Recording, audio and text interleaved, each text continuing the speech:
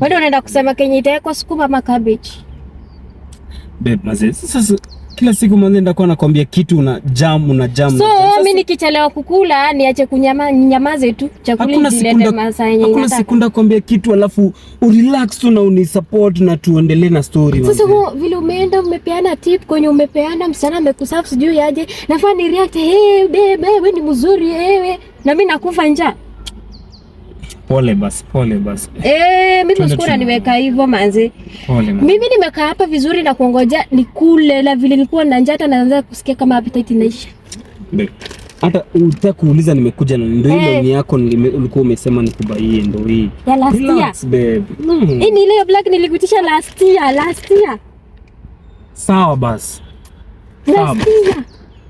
Mungu tubariki na sisi pia. Nilikutisha tuzo last year sasa ndio unaona ama hata labda huo ndio ndio amekupatia tuzo. Ama ulikuwa unataka tu kuja kunimanipulate ni sawa nilikuwa njaa.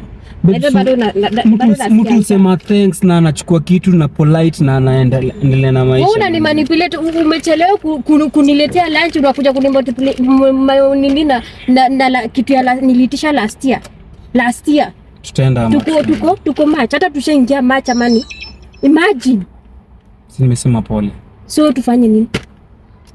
Hata ungebaki na huo msichana nimepeana tip. Nimefanya sijui nini, tutasifanya nini? Uvai kuwe MC. Upeanange kila kitu unataka kupeana ukunje. Sawa, imeisha mwanzo. Haitaisha hivyo. Hii ni kitu ni vile tu tuko na haraka na kwenye tunaenda. Otherwise hii jaisha bado. Huo msichana unanipeleka. Kwanza sijui na umeenda kwa hiyo hoteli kwa wapi? Funga safety belt tuende babe. Juni kama sasa leo utaoga hata utalala juu ya msichana umefanyiana sijui nini.